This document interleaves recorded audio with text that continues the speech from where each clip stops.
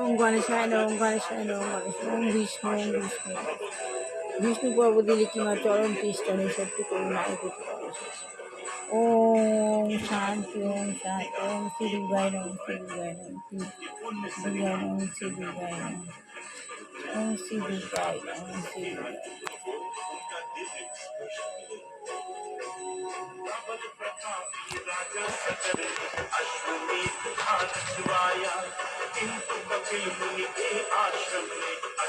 Hello guys,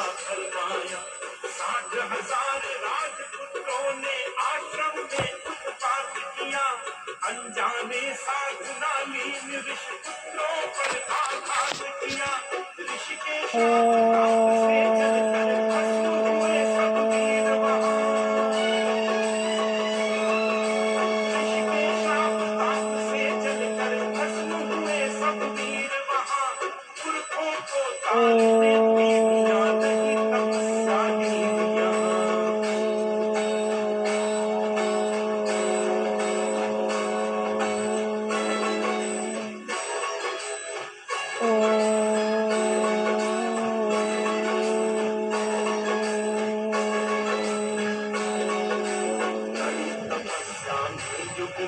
ओम रक्तम भूयं शरणं शेषि जगतमोहितं भयाम पद्मं ददाभयाभा माणिक्यप्रभं ओम जूं सह ओम जूं सह ओम जूं सह।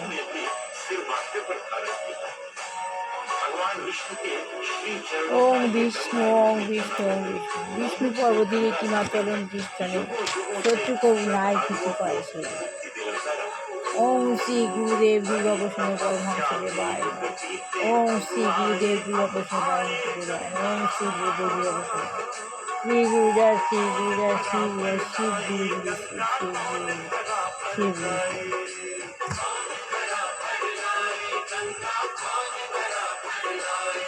ओम माँ सरस्वती नमः। श्वेत पद्मसना देवी शेष पुष्पक सुविता श्वेताम्बरा नित्या गंधं लेपना श्वेता कुसूत्र हस्ता चर्चन्न चर्चिता श्वेत बीणाधारा अलंकार भूषिता बंदिता ऋत गंगे रुचिता सुहिता मुनि सर्वे ऋषि सदास्तुतनारायण तां देवीं सरस्वतीं संकीर्तनं सर्वां विद्यां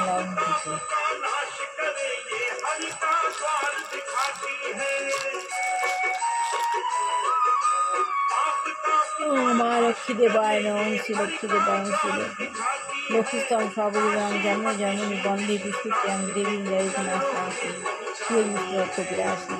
ওম বিষ্ণু বসে ভাজ্যাসী দেবায় পাই নাঙ্গিনী মহালক্ষ্মী নমঃ।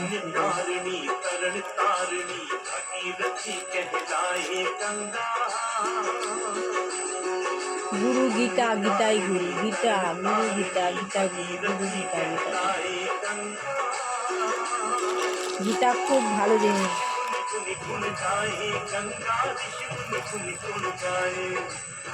ओम साई बाबाई नमः, साई बाबाई नमः, साई बाबाई नमः।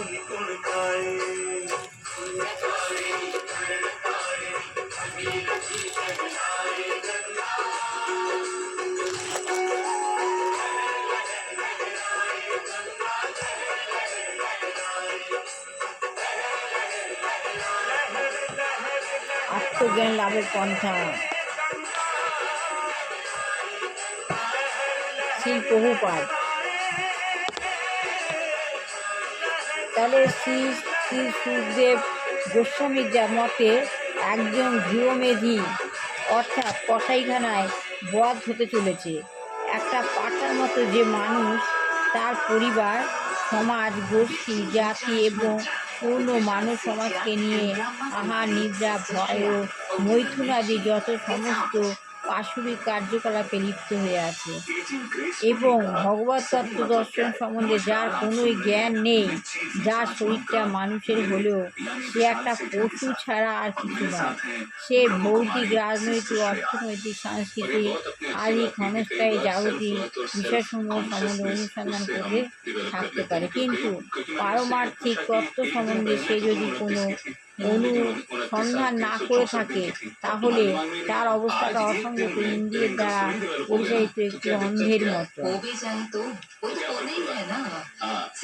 তাহলে যেসব মানুষ পাঠার মতো মানুষ পরিবার সমাজ গোষ্ঠী জাতি পূর্ণ সমাজকে নিয়ে আহার নিদ্রা মৈথুন আদি যত সমাজ পাশবিক কার্যকলাপে লিপ্ত হয়, যারা পশু বলি করে, ভগবত তত্ত্ব সম্বন্ধে কোনোই তাদের জ্ঞান নেই, তার শরীরটা মানুষের হলেও তার শরীরটা যারা কষাই আর কি, তার শরীরে যদি মানুষেরও হয় তারা পশু ছাড়া কিছুই নয়। যারা পশু বলি দেয় তারা পশু ছাড়া কিছু নয়। তারা ভৌতিক রাজনৈতিক অর্থনৈতিক সাংস্কৃতিক সব আদি ক্ষণস্থায়ী জাগতিক বিষয়সমূহ সম্বন্ধে অনুসন্ধান করে থাকতে পারে, কিন্তু পারমার্থিক তত্ত্ব সম্বন্ধে সে যদি কোনো অনুসন্ধান না করে থাকে তাহলে তার অবস্থাটা এক অসংযত ইন্দ্রিয় দ্বারা পরিচালিত একটা অন্ধের মতো। ইন্দ্রিয় দ্বারা পরিচালিত হচ্ছে তার শরীর, কিন্তু তিনি অন্ধ।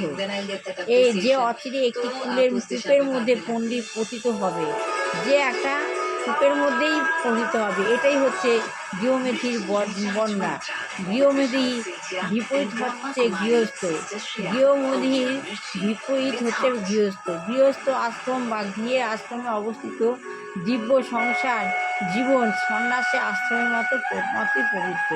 গৃহমেধি যে, সেই গৃহমেধির বিপরীত হচ্ছে গৃহস্থ। গৃহস্থ আশ্রম বা গৃহের আশ্রম অবস্থিত দিব্য সংস্কার জীবন সন্ন্যাস আশ্রমের মতোই পবিত্র।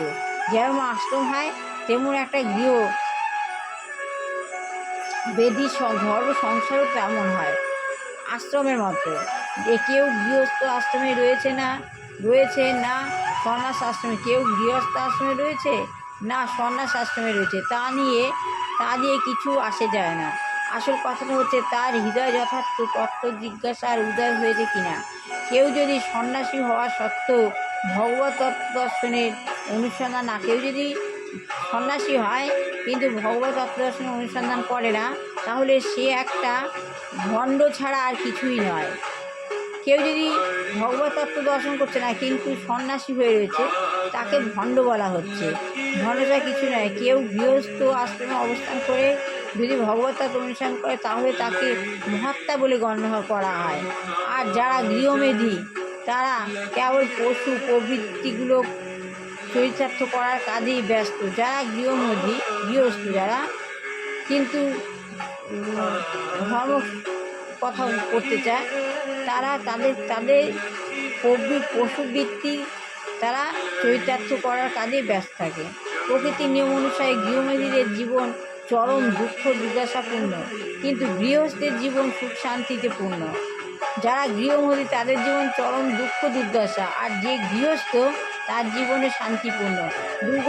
দুর্ভাগ্যবশত আধুনিক যুগে তথাকথিত সভ্য মানব সমাজে গৃহমেধিরাই নিজেদের গৃহস্থ বলে জাহির করার চেষ্টা করছে।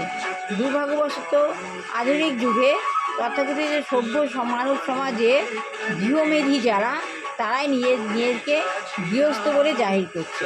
তাই আমাদের জানতে হবে গৃহস্থকে গৃহমেধি পাকে, তাই আমাদের জানতে হবে গৃহস্থকে গৃহমেধি পাকে। এই গৃহমেধির জীবনে পাপে পূর্ণ, গৃহমেধির জীবন পাপে পরিপূর্ণ।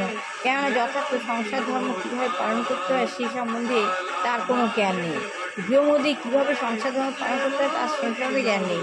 সে জানে না যে তার ক্ষমতার ঊর্ধ্বে এক অচিন্তা শক্তি তার সমস্ত কার্যকলাপ পরিবর্তন করছে। ভবিষ্যৎ সম্বন্ধে তার কোনো জ্ঞান নেই। গৃহমেধি তার ভবিষ্যৎ সম্বন্ধে সম্পূর্ণভাবে অন্ধ ও যথার্থ তত্ত্ব জিজ্ঞাসার প্রতি সম্পূর্ণ নিষ্ক্রিয়। পক্ষান্তরে এই ক্ষণস্থায়ী অস্তিত্বে সে যা কিছু সংস্পর্শে এসেছে তারই বন্ধনে আবদ্ধ হয়ে পড়েছে। তার এই গৃহমেধিকে এর সম্বন্ধে পুরো ব্যাখ্যা আমরা আগামীকাল করব। এই বলে শেষ করলাম। আত্মজ্ঞান পড়া লাভ হয় বইটা। সবার ভালো হোক, কল্যাণ হোক, মঙ্গল হোক, বুঝতে পারছে ভালো করে পড়াশোনা করে মানুষের মতো মানুষ হোক, বিবাহ যোগ্য ছেলেমেয়ের বিবাহ হোক, চাকরি যোগ্য ছেলেমেয়ের চাকরি হোক।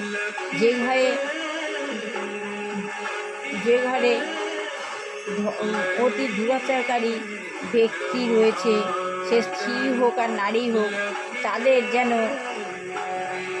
ভালো সংস্পর্শ এনে ভগবান ভালো করায়, পূর্ণ চেতনা দেয়। আর যদি পূর্ণ চেতনা না দেয় তাহলে ভগবান যেন তাদের সরিয়ে নেয়, সেই সংসারে যেন শান্তি আনে। এই বলে আমি আজ আমার পড়া শেষ করলাম।